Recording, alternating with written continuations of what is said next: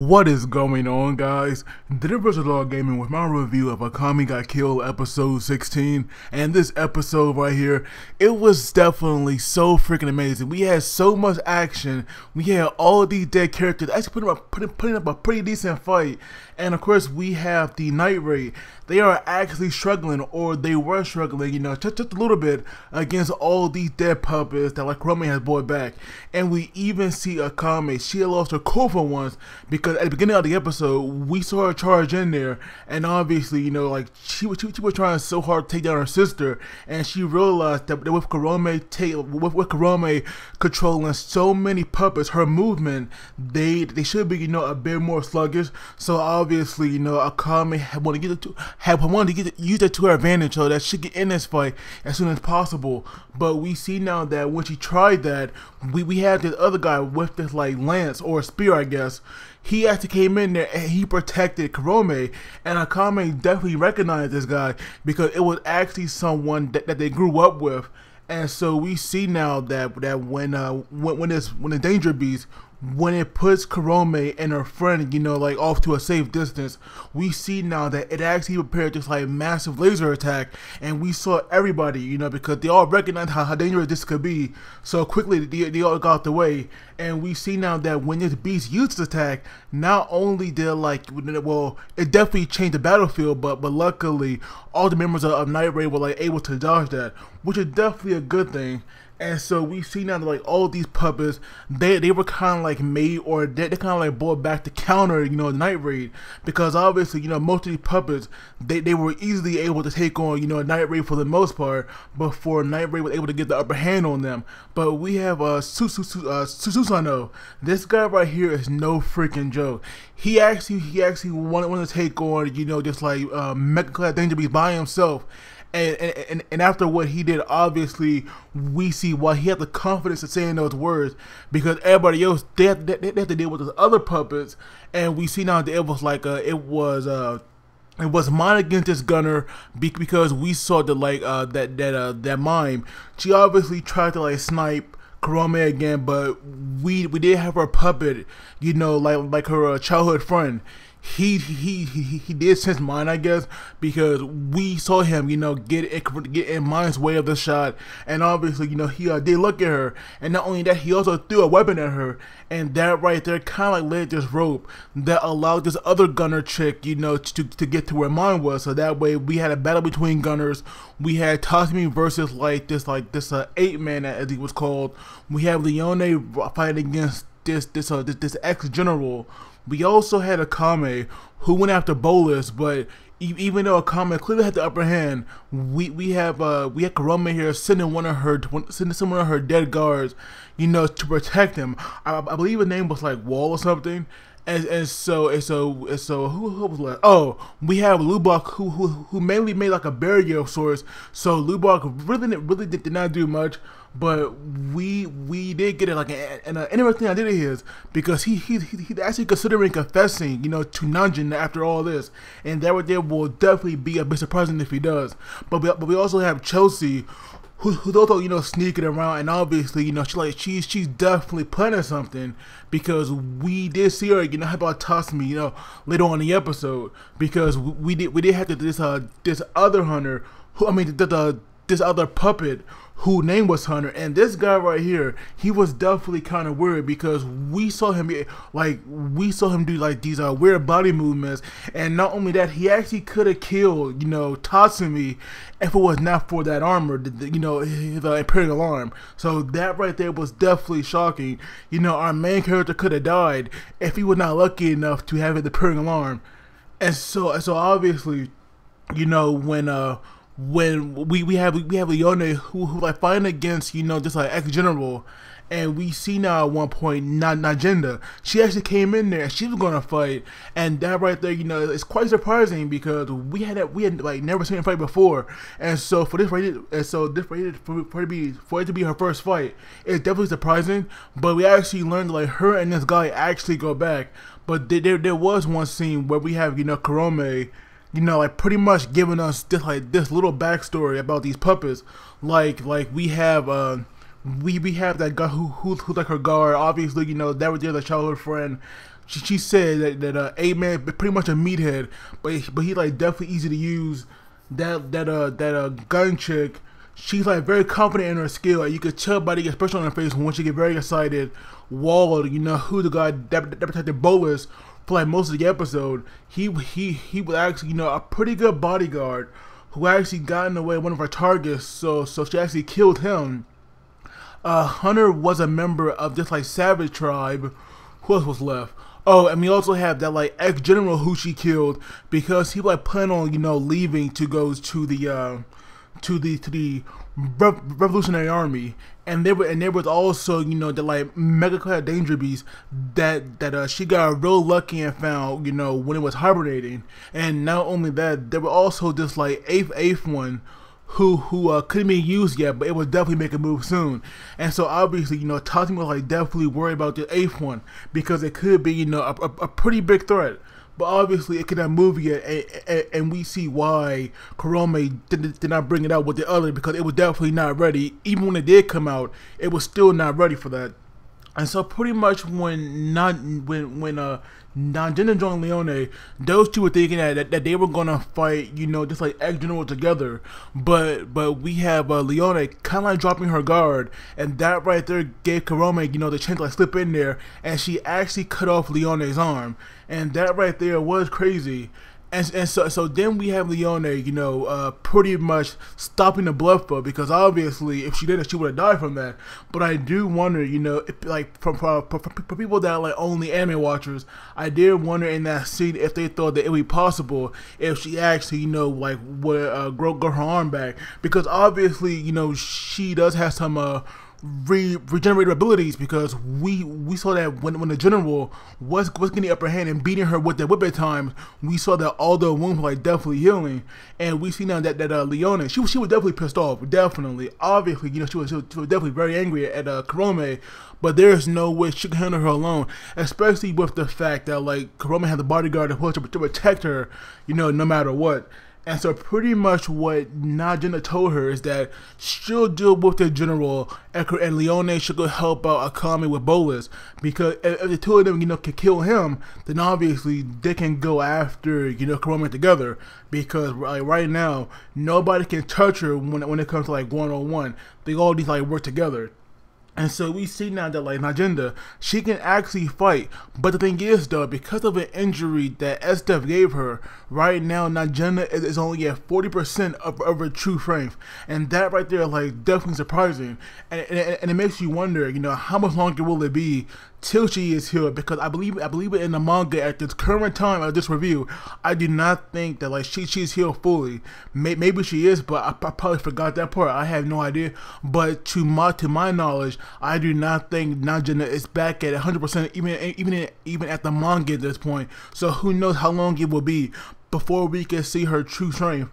But we did see that like she was more than an enough match for the general, because at one point she actually kicked his head off, and you would think that right there would be the end of it, but sadly it wasn't, and he still got back up. And we see now that like after this like brief flashback of when he was alive, and he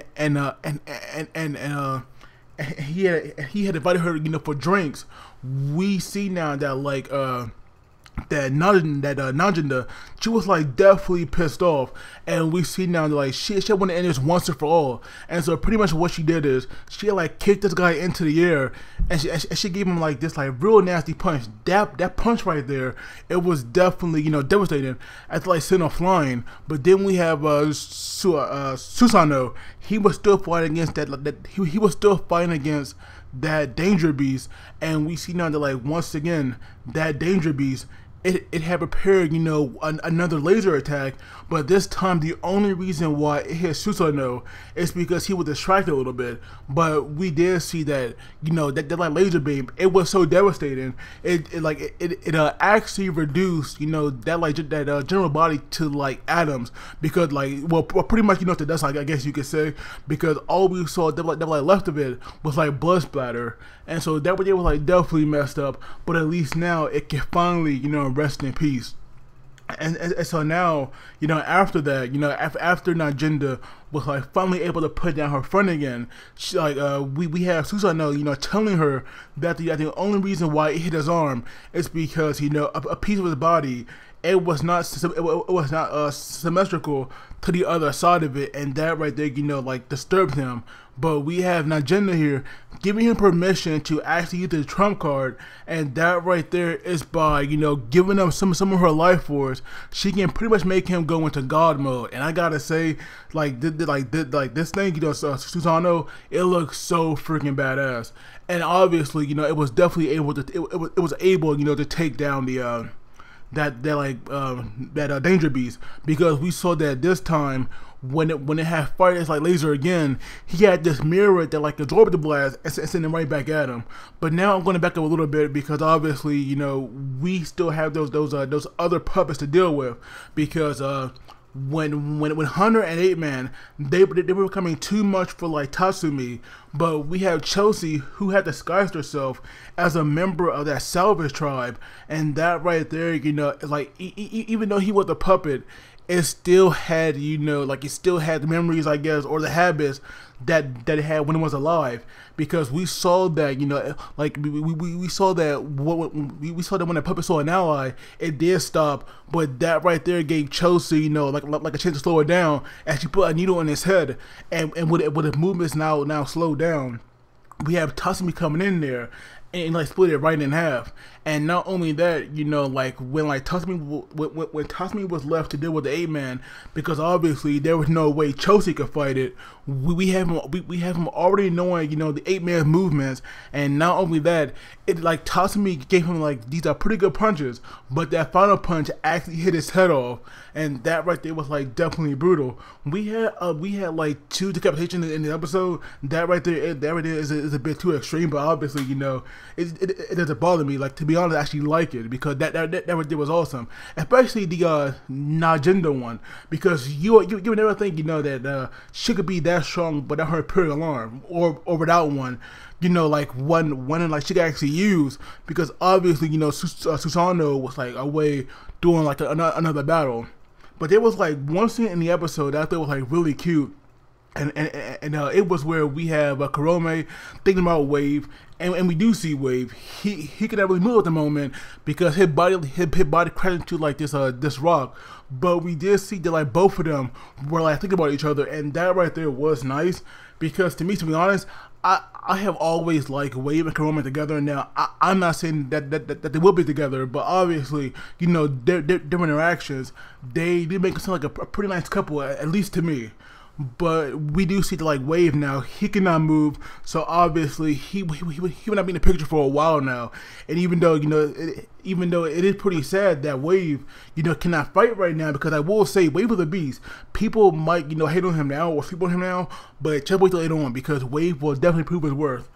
And so now I'm gonna go back to Bolus, who was still fighting Akame, and even though we have her trying so hard to get in, she just can't do it, because every time she does, either a wall will like block her, or Bolus has like this armor anywhere that would block her imperial arm. But we do have her and Leone working together, and we see that at one point, when I finally had enough, Akame, she does get in there, and we even see that like she had cut off what's her name, Wall's legs, and that right there, was like pretty brutal, because we see now like you would think that the guy would be done for, and we see that Bolus will focus way too much on Akame, because Leone would actually be wanting to kill him. But we see that like Wall, even though he had lost his legs, the guy was not done. He could actually fire like the blades from his hand, for like some kind of weaponry. And so we see that because of that, Leone was not able to like get a good hit in. But luckily she did bite off part of Bolus' imperial arm. And so obviously, this guy, Bolus, right now he pretty much useless, because he cannot fight, but he did bring out his imperial arm trump card, which like this massive explosion, and that right there is where the episode ended. but I did realize now that I did forget a part where with Mime, and that was where after she had defeated that gun girl, she did go after Kurome, but we finally see the or we finally have her ape puppet. It did reveal itself, and it was like this toad. And we see now that Kurome, oh my god, I cannot believe she brought this up, but she actually had the nerve, you know, to say that like Mime would actually get a similar death, a similar death to Shelley, because she had heard about what Susanoo and Kurome did, and so that was like definitely messed up, and it was obviously, you know, over the line. But we do see that the reason why Mime was able to survive is because this puppet it still had holes in his body, and that right there allowed the, you know, the acid to come out. So even though, you know, Mime clothes was melted a little bit, it was definitely not enough to kill her. And so after she got out, and we have Tatsumi fighting against that spear guy, because Kurome said that like he was 10 times stronger than that ape, and we see now that this guy, even though he's a puppet, he can actually be stronger than like Tatsumi. And so, you know, it's scary, you know, how strong the puppets are. But with Susanoo, Nejenda, Mime, Tatsumi, and you know, with like all of them there, even though Kurome just had like one puppet left, and it's not looking that good for her, but you know, she is still acting, you know, very confident, because you know, she said that like she would kill them all right then and there.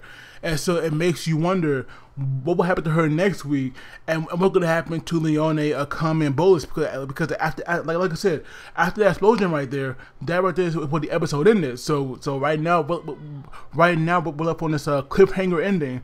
But of course, I'd love to hear what you guys thought about this. But for the episode itself, I'm going to give it a 9 out of 10. But as always, don't forget to like the video and subscribe. And you guys take it easy. And I will see you all next time.